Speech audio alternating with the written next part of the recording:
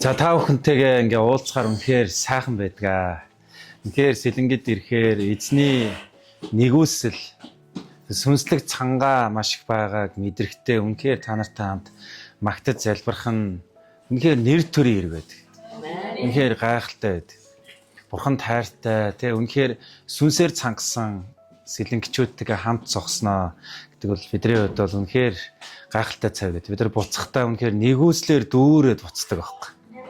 Бид нар ямар чухал юм хийж байгаа юм те ямар те бас ингээд гайхалтай хүмүүсийн төлөө бас бурхан биднийг илгээж байгаа юм бэ гэдгийг харахтаа маш баяртай байдаг. Тэгээд дахиад бас сэлэнгэд ингээд үйлчлэх бас боломжийг өгсөн бурханд талархаж байна. Тэгээд биднийг бас баяртайгаар хүлээж авч тийм ээ хамтдаа бас ингээд магтаж залбирч эзний өмнө сүнслэг манаанда зогсож байгаа та бүхэнд бас баярлалаа. Эзэн Есүсийн өрөөл таны амьдрал дээр бялхан дүүрэн байх болтугай. Амен. Өнөөдөр бүгдээрээ хамтдаа сүнслэг төлөвшлийн талаар та бүхэнтэйгээ товчхон хуваалцъя гэж бэлтлээ. Тэгээд миний оюун санаанд бас ариун сүнс сүнслэг төлөвшлийг хуваалцах магадгүй санааг өгсөн гэж би итгэж байна. Тэгээд өнөөдөр бас магтаж залбирж явах үед яг үнэхээр энэ үг та нарт маш их өрөөл болох болно гэж итгэж байна. Тэгвэл яг л та бүхэн бол яг магтаж залбирж явах үед бол тэр хувь хуурай те яг мод асхад бэлэн байгаа мэт санагдчихэв. Эзний үг та бүгдийн амьдралыг үнэхээр ариун сүнсний галтай болгоно гэж итгэж байна. Бүгдээрээ Яаков номын 1-р бүлгийн 19-с 27 хүртэл бүгдээрээ хамтдаа харъя. За энд ингэж хэлсэн байна. Хайрт ах トゥ нар минь үүнийг мэдэгтэн. Хүн бүр сонсохдоо түргэн ярихдаа удаан уур хилэнд хойрог байг. Учир нь хүний уур хилэн бурхны зөвхт байдлыг биелүүлдэггүй юм а гэж хэлсэн. Тиймээс та нар бүх бузар байдал, хорон санааныхаа хамгал үлдэгдлийг хайж доторчин суулгагдсан сэтгэлийг чинь аврах чадaltaй үгийг дөлгөөхнөр хүлээж авагдав. Гэхдээ өөрсдийгөө хуурдаг зүгээр нэг сонсогчд биш, үгийг хэрэгжүүлэгчд байгээ гэж хэлсэн. Учир нь сонсоод эс үлдэгч нь төрлөх царайгаа толинд харж байгаа бөгөөд тэрээр өөрийгөө хараад эргэхдээ ямар байснаа даруй мартдаг хүнтэй адил юм а. Харин мартамхай сонсогч бас хэрэгжүүлэгч байж эрх чөлөөний хууль болох төгс хуулийг няхуур үзэн түүгээр байдаг нь үйлстэй өрөөгдөх болно. Хэн нэг нь өөрийгөө сүсгтэй хэмээн боддог хэдий ч хил хамаа хазаарддаггүй бол зүрхээ хуурч бөгөөд сүсгэлэл нь ашиггүй яжээ. Бурхан ба эцгийн өмнө цэвэр бөгөөд бузартаагүй сүсгэлэл бол өнчин хүмүүс бэлэвсэн эхнэрүүдийг зүдрэхт нь эргэж тойрон өөрийгөө ертөнцөөс бохирдуулгүй хамгаалах нь ажгүй гэсэн. Эсний үгийн төлөө залбирая. Бурхан минь ээ бидний дотор өгсөн ариун сүнсээрээ биднийг та удирдан. Таны үгийн жинхэнэ ойлголт руу үгийн тэр үнэхээр бал буран метр амтлаг байдал руу биднийг удирдаарай. Ариун сүнс та эрэхтэй биднийг үнэн рүү удирдана гэж хэлсэн. Биднийг өнөөдөр та үнэн болох Есүс Христ улам дотн харилцаатай болох тэр дотносл руу тэр нөхөрлөл рүү биднийг удирдаарай. Амен. Бидэнд аль хэдийн та өгсөн дуудлага байгаа гэж итгэж байна. Тэр дуудлагын төлөө биднийг сүнслэг төлөвшил рүү та биднийг удирдаарай.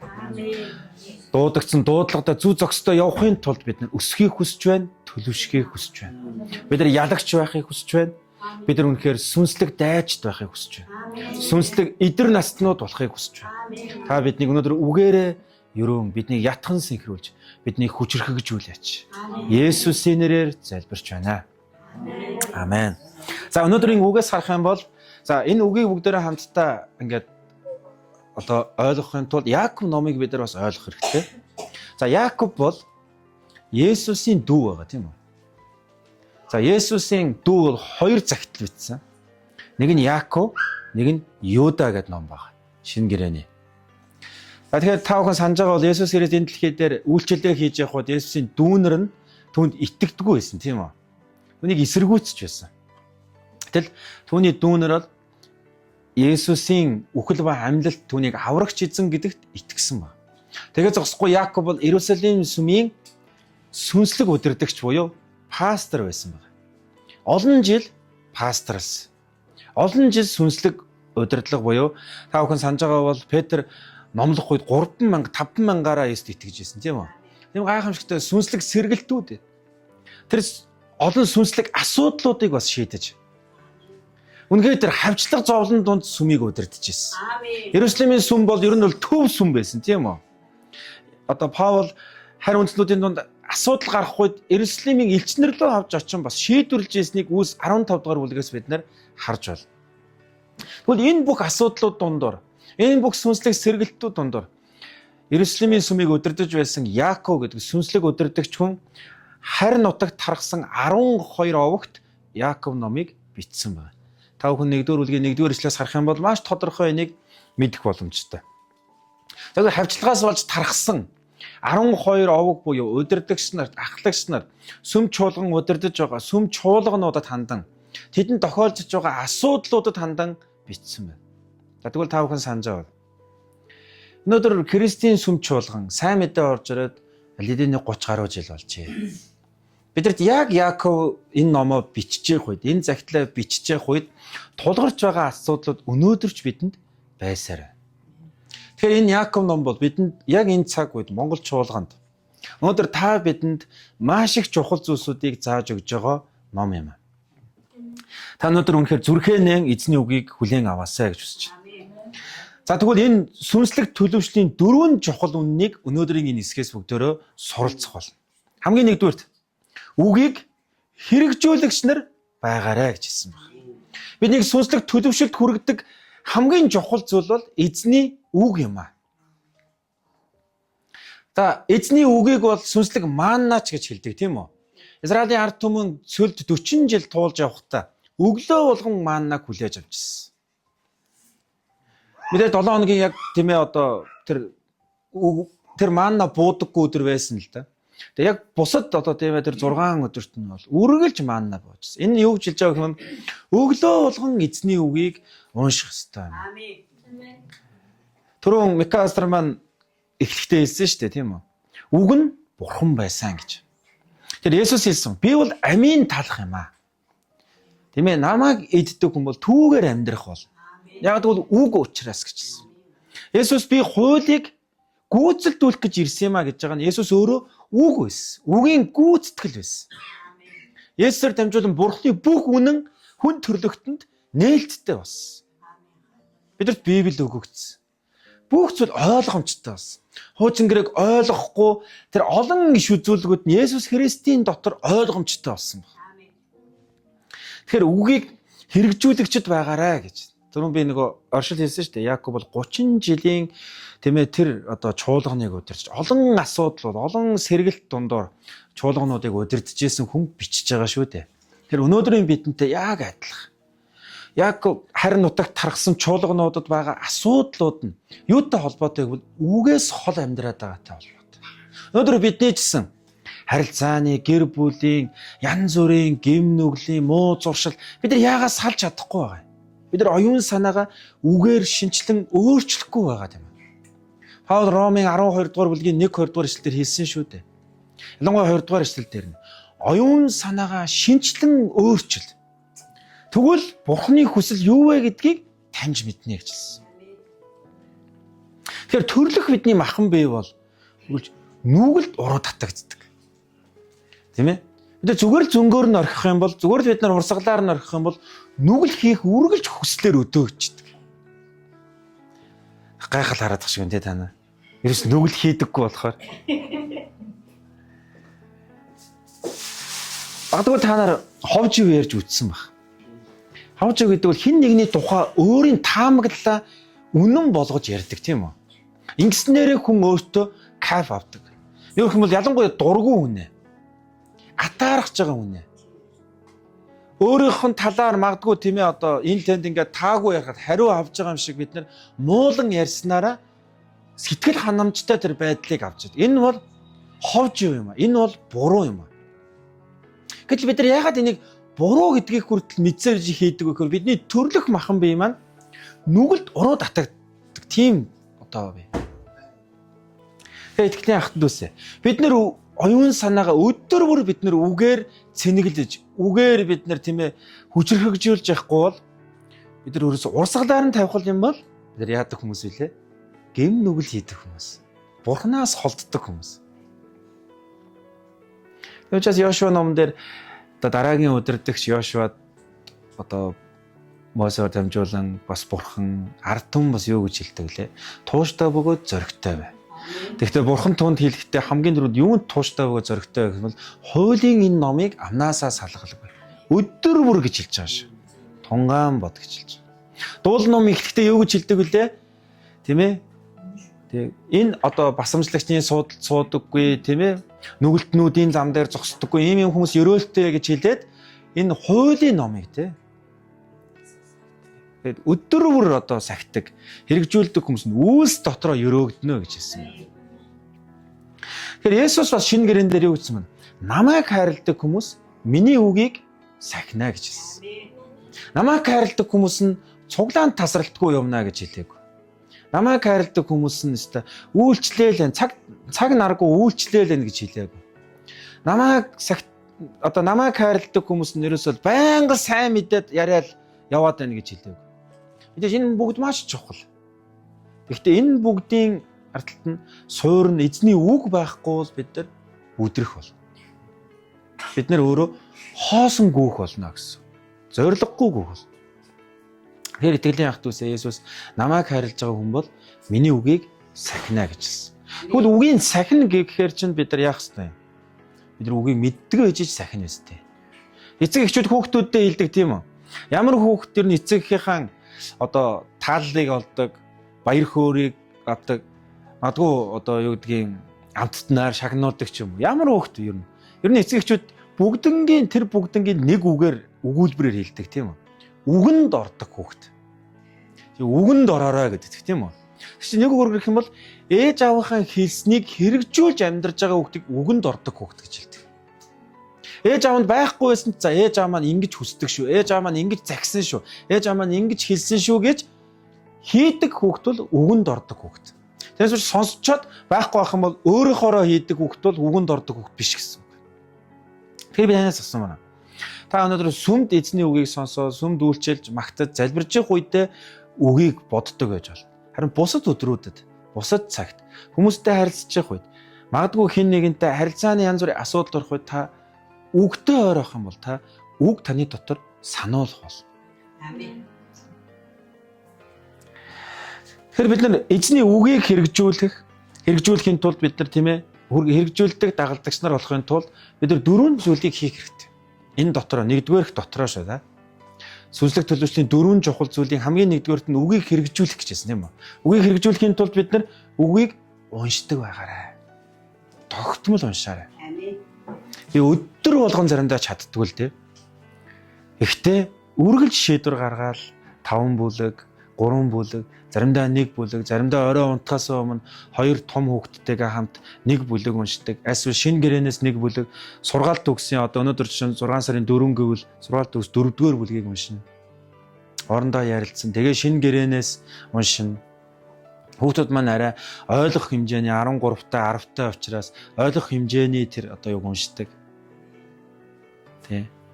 Яг тэгвэл тасралтгүй л ингэ. Заримдаа сонсно. Одоо бидний гар утсан дээр Библи байгаа бол аудио байгаа шүү дээ. Тийм ээ сонсохоор. Чихв зүгээ сонсоод юмаа хийдэг ч юм уу. Байнга л бид нар эзний үгтэй ойрох. Тэгээ би нэг зүйлийг мэдсэн нь тэр үгтэй ойр байж өглөө сонссон, өглөө уншсан хэсэг тэр өдөрт яагаад чи хэрэгтэй гэдэг. Яагаад ч хэрэг. Тэрийг уншааг байсан бол би буруу сонголт, буруу хандлага, буруу сэдэлтэй байх байсан. Гэтэл эзний үгийг тэр өглөө уншсан учраас ариун сүнс намайг зөв удирдах байгааг харт. Тэгэхээр үгийг унших хэрэгтэй, үгийг тунгаглах хэрэгтэй. Зүгээр дотроо ингээ уншаад тахш үгийг залбирал болгоно тийм ээ. Сүнслэг ертөнц. Бид нар сүнслэг ертөнцид амьдарч байгаа байхгүй юу? Тийм ээ. Бидний амьдарч байгаа сүнслэг ертөнц байхгүй. Бидний гаргаж байгаа энэ одоо тийм ээ амнаас нь гарч байгаа энэ үг хүртэл энэ ертөнцээр чинь ингээд оршин байгаа байхгүй юу? Тийм учраас бид нар хамаа намаагүй ярьж болохгүй, хамаа намаагүй үг ярьж болохгүй. Бид нар эзний үгийг тунхагладаг гэр орондоо ч гэсэн. Эзний үгээр ярьж, эзний үгийг залбирал болгон тунхаглах хэрэгтэй. Дуул ном бол маш олон тийм залбирлаар дүүрэн байгаа шүү дээ. Тэр бухимдал, тэр амьдралын асуудлуудаа залбирал болгон бурхан руу гаргаж байгаа. Тэгээд бурхны амлалтуудыг, бурхны үг хууль тушаалуудыг аваад амьдралдаа бас тунхаглаж байгаа байхгүй. Гуравдугаарт нь тийм ээ үгийг бясалгах хэрэгтэй. Үгийг тунгаан бодох хэрэгтэй. Дахин. Яг та бүхэн нөгөө өхөр өвс идээд оройн хэвдэг шүү дээ. Яг тэр шиг тийм ээ эзний үгийг дахин бодох хэрэгтэй. Энэ яг юу гэсэн үг юм бол та?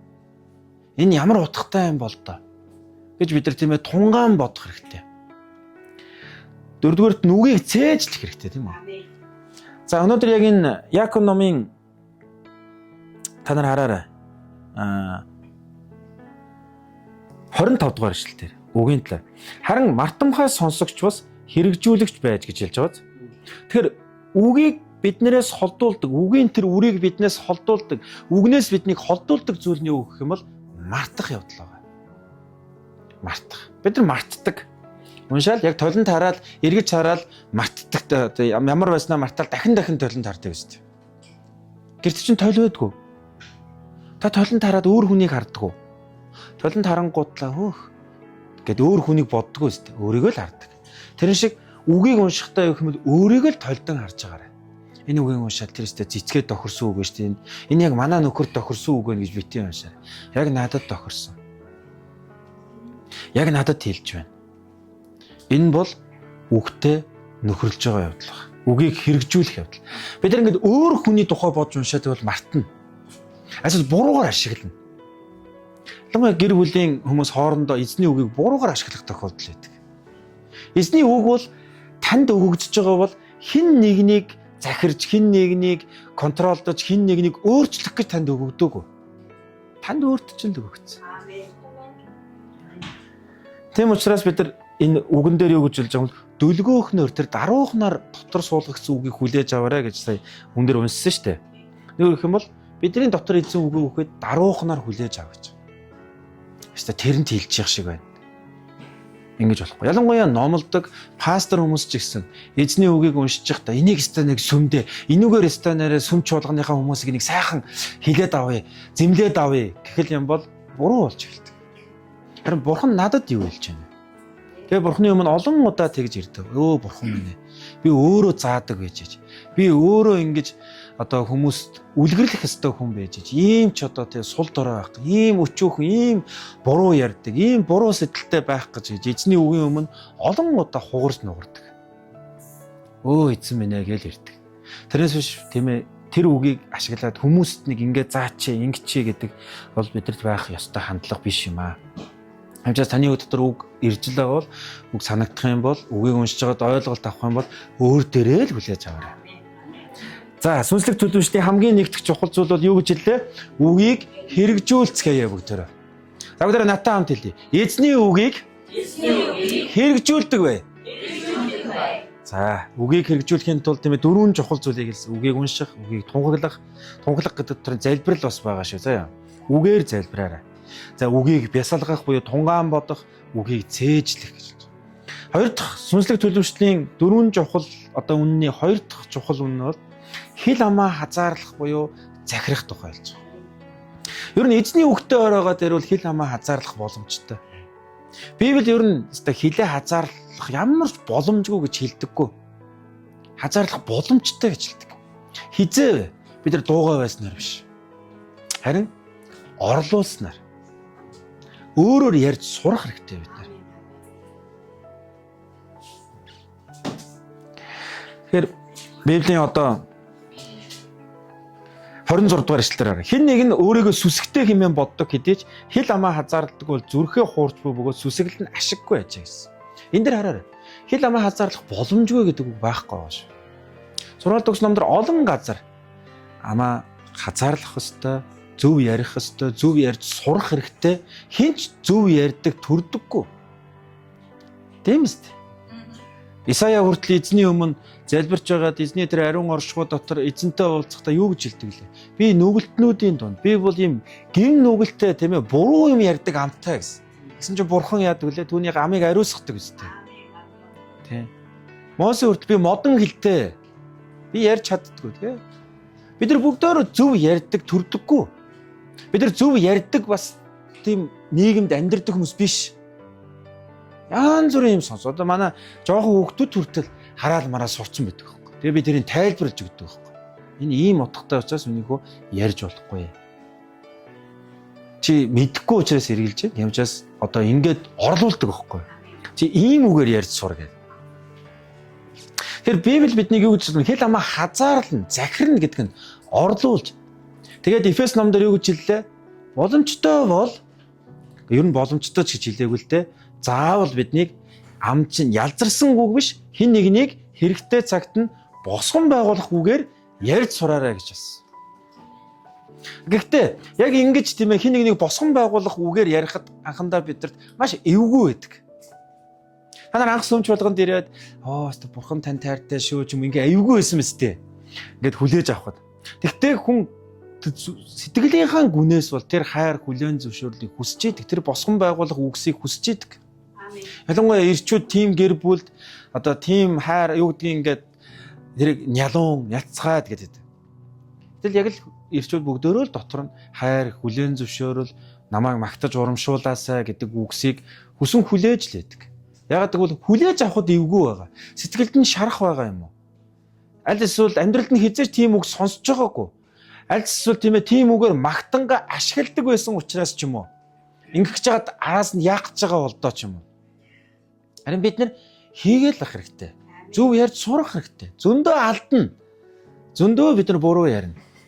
Гэтэ бид нарыг хүн бол Библи хэрэг та өөрийгөө сүнсэгтэй гэж бодож байгаа бол тэр сүнсгэл чинь амаар чинь харагдах болно.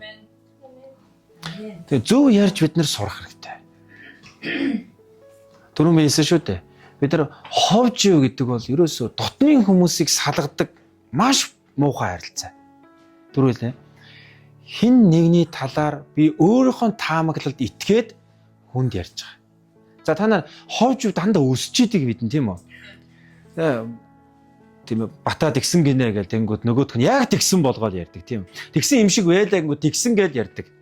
Тэгээд нөгөөх нь бүр цааш нь үйлдэлсэн болгоо. Тэгээд бүр ингээд ийм болоод тэгээд одоо юу ч болчоо тий. Гэтэл тэгвэл бид нар орлуулъя л да.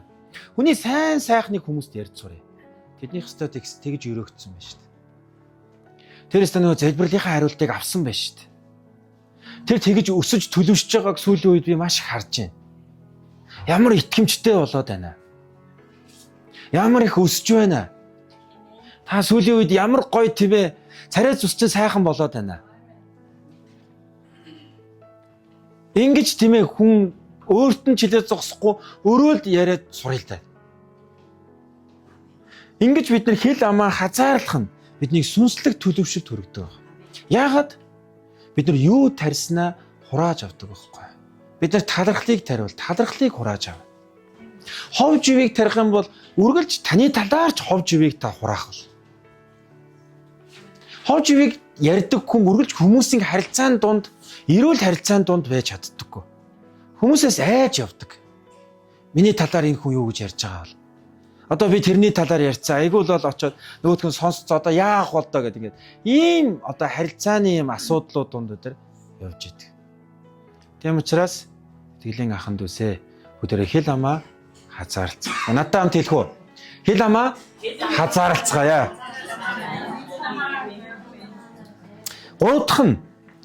Гурав дахь чухал зүйл нь бол 27 дугаар ишлэлээр Бурхан ба эцгийн өмнө цэвэр бөгөөд бузартаагүй сүсгэл бол өнчийн хүмүүс бэлэвсэн эхнэрүүдийг зүдрэхт нь эргэж тойрон гэж хэлсэн. Эндээс чухал зүйл нь юу гэх юм бол сайн үйлсэд зориулттай байгаарай. Тэр тухайн үед бол маш олон тийм ээ бэлэвсэн эмэгтэйчүүд нөхрөө одоо дайн тулаанд алдсан ч юм уу одоо амьдралын одоо янз бүрийн тэр одоо асуудлууд донд байгаа эмэгтэйчүүд их байдаг байсан. Паулын үйлчлэлийн одоо тэр эргэн тойрондч тэр Иерусалимч Есүсийн үйлчлэлийн эргэн тойрондч маш олон ядарч зүдэрсэн тийм эмэгтэйчүүд байдаг байсан. Тийм учраас тэгж энэн гэж хэлж байгаа. Гэхдээ өнөөдөр би нийтэд нь бүхэлд нь тийм ээ ер нь бол өнөөдөр сайн үйлсэд өөрсдийгөө зориулна гэдэг бол бидрийг маш их өсгөж төлөвшүүлдэг зүйл. Тэгээ энэ бол заавал бид нар хин нэгэнд оож оцоотол туслах талаар яриаггүй. Сэтгэл зүрхтэй байх тухай ярьж байгаа. Тийм ээ. Зовсон шаналсан нэгэнтэй хамт байж өгөх тухай ярьж байгаа. Залбирж өгөх тухай ярьж байгаа. Ойлгож өгөх тухай ярьж байгаа. Чад боломж нь байх юм бол тусалж дэмжих тухай ярьж байгаа. Тийм ээ. боломжтой байх юм бол тийм ээ чадах юмараа одоо тусалчих юмсан гэдэг тэр хандлага зориулттай байх тухай Яаков хэлж байгаа байхгүй юу? Ер нь Үлс номон дээр бол харах юм бол Үлс номын анхны чуулганы итгэгч нарт бол өөрийн гэсэн эзэмшил өмч хөрөнгө байгаагүй шүү дээ. Тэрийг дандаа нийтийн, бусдын, чуулганыхаа гэж үздэг байсан. Тэгээд тэнд ядарсан, өлсөд цангасан, өлсгөлөнд нэрвэгцэн хүн байгаагүй. Яг тэгвэл байгаа нь сүмдээ авцраад өгөхөд сүм байхгүйд нь өгнө. Тийм байхгүй нь болохоор биеэрээ ч юм уу, аль эсвэл хөдөлмөрөөрөө ч юм уу сүм чуулганыхаа төлөө бусдынхаа төлөө үйлчилж өгнө. Ингэж тийм ээ бие биендээ хуваалцаж байсан байна.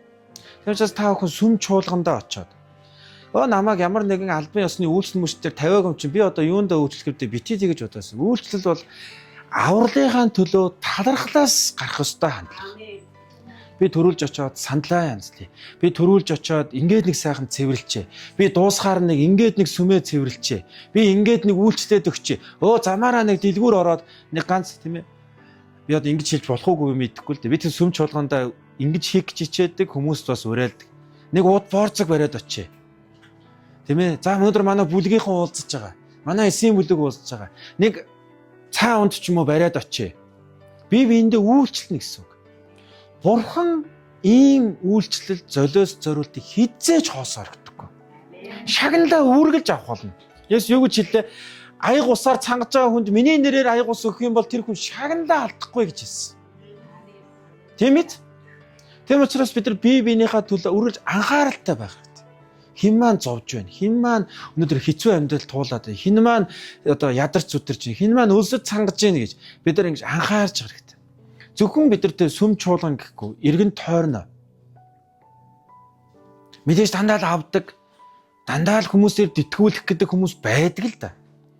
Гэтэ тэр нь бидний бодох ёстой асуудал биш. Бид нар харин өгөөмөр байх нь Бурхан мэдээг өрөөд юм аа. За тэгвэл хамтдаа хэлье. Сүнслэг төлөвшлийн 4 чухал үнний 3 дахь нь юу вэ? Сайн үйлсэд зориулттай байцгаая. Энд хараа ерөөсөө энэ дэр яг үгэн дээр маш чухал юм хэлж байгаа байхгүй. Бурхан ба эцгийн өмнө цэвэр бөгөөд бозартаагүй сүсэл өнчин хүмүүс бэлэвсэн ихнэрүүдийг зүдрэгт нь эргэж тойрон гэж хэлсэн. Энд ерөөсөө хөрөнгө мөнгө яриаггүй, хэмжээ яриаггүй. Зүгээр эргэж тойрох буюу зориултын тухай ярьж байгаа. Санаа тавих тухай ярьж байгаа. Залбирч өгөх тухай ярьж байгаа. Тэгээ боломжтой байвал Библи бидэнд тийм ээ тусалж байгаараа гэж хэлдэг. За, дөрөвдүгээрт нь хамгийн сүүлийн хэсэгтэр өөрийгөө ертөнцөөс бохирдуулдаг хамгаалах нь ажгүй гэж хэлсэн. Дөрөв дэх сүнслэг төлөвшлийн дөрөв дэх чухал зүйл бол өөрийгөө хамгаалах. Цэвэр ариун байдлаа хамгаалах. Тийм ээ. Саяны дээр одоо эзний үгийг унших, хэл амаа хазаарлах, сайн үсэд зориулттай байх энэ бүх сүнслэг төлөвшлийг яг хийж байдаг тийм ээ тэр одоо өөртөө агуулж байдаг аяга буюу өөрийгөө хамгаалах. Сүнслэг 9 үр жимсийн хамгийн сүүлийнх нь юу вэ? Өөрийгөө захирах үстэй. Нэг хүн бусад бүх үр жимсээ яг нэг савнд хийж байгаа юм шиг тэр сав бол өөрийгөө захирах байхгүй юу? Энэ цаг тийм ээ магадгүй та ямар ч хэрэггүй тийм ээ магадгүй зурагт үзээд байж болох цаг байсан бол өөрийгөө тэрнээс хамгаалаад эзний үгийг унших. Хэн нэгэнтэй зүгээр шал дими ярьж явах байсан бол тэрнээс өөрийгөө хамгаалаад залбирах. Эсвэл тэрнээс хамгаалаад гэр орондоо сайн сайхан юм хийн. Нэг юмаа засаа, нэг юмаа цэвэрлчээ. Нэг юмаа тэ ингээд авъя. Энэ цагийг ашиглаад нэг ингээд ав. Өөрийгөө хамгаалж, нэг өөрийгөө хамгаална гэдэг чинь зөв газарт өөрийгөө байлгах тухай ярьж байгаа. Бид нар ер нь өөрийгөө хамгаалахын тулд хэд хэдэн зүйлийг хамгаалах ёстой. Түрүүн би хэл амаа гэж ярьсан тийм үү? Энтэй адилхан бид нар бодол санаагаа хамгаалах хэрэгтэй. Бид нар сэтгэл хөдлөлөө хамгаалах хэрэгтэй. Бид нар үйлдэлээ бас хамгаалах хэрэгтэй.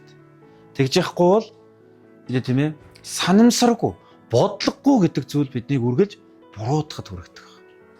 Тэгэхээр Яаков маань бидэрт өнөөдөр сүнслэг төлөвшил бол биднээс хамаард юм аа. Биднээс шалтгаалд юм аа. Чаднаа. Сүнслэг төлөвшил хичээл зүтгэл хэрэгтэй байд юм аа. Сүнслэг төлөвшил сахилгаат хэрэгтэй байд юм аа. Сүнслэг төлөвшил байнгын оролдлого хэрэгтэй байд юм аа. Сүнслэг төлөвшил бол яг л тамирчин адил бэлтгэлээ хийх ёстой юм аа гэдгийг л хэлээд байгаа. Тэр бүгдээр өнөөдөр Монгол чуулган сайн мэдээ оож ирээд чуулганууд байгуулагдаад тийм ээ зарим нь магадгүй 30 жил, зарим нь тийм ээ 20 жил, зарим нь 10 жил болцсон байна. Тэгвэл бүгдээр өнөөдөр төлөвшил рүү урагшилцгаая. Сүнслэг төлөвшил рүү урагшилцгаая. 4 зүйлийг хуваалцлаа тийм үү? Эдгээрт нь юу вэ? Үгийг хэрэгжүүлцгээе. Үгтэйгээр амьдарцгаая. Та өнөөдөр үнэхээр үгийг уншдаггүй бол, үгнээс хол байгаа бол гимшин эзэн рүү эргээсэй. Жинхэнэ дагалдагч бол буруу байгаагаа мэдээд эргэж чаддаг хүнийг хэлдэг байхгүй. Тэрээс буруугээл тэр чиглэлээ цаашаа яваадах биш. Буруу байгаа мэн гэдээ эргэж чаддаг. Эхнэр битэрийн харилцаанд битэр 5 хүүхэдтэй хоёулаа үйлчлэл хийдэг, хоёулаа маш завгүй байдаг гэсэн харилцааны олон асуудлууд дундуур явж ирсэн. Сүүлийн үед бол нэлээд хүндхэн харилцааны ингээд одоо буруу ойлгох ч юм ингээ асуудлууд. Тэр хамгийн чухал зүйл нь бол хоёулаа эзний үгтэй ойр байх ёстой гэдгийг л хүлээж авч байгаа байхгүй. Чимээгүй цаг хийх, үгийг тунгаан бодох, үгийг унших.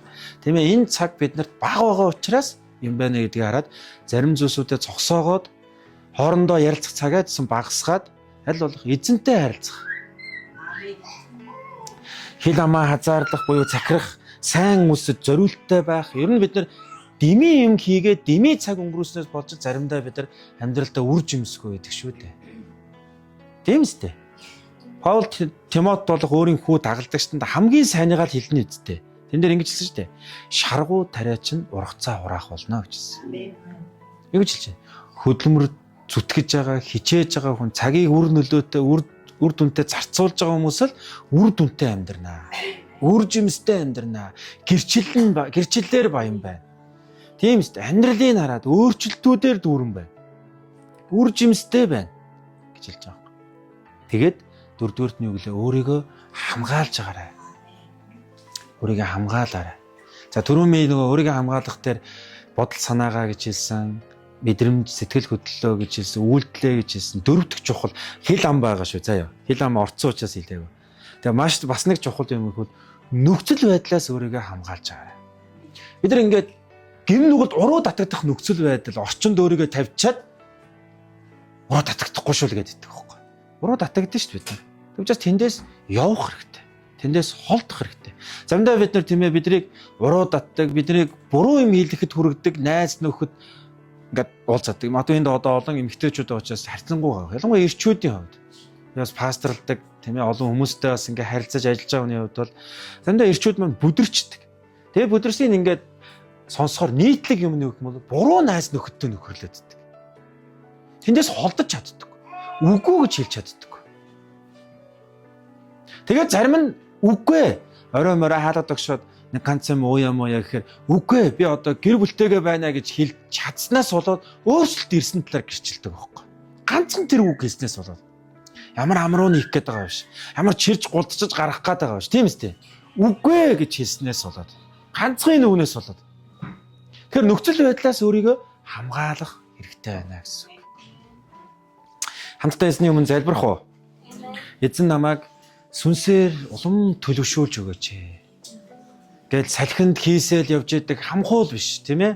Үр жимстэй, гүн үндэстэй, сүнслэг мод тэр ингээд бат бих мод болгон намайг суулгаж өгөөч. Төлөвшүүлж өгөөч. Би зөвхөн дээшээгээл гоё харагдаж ургах биш.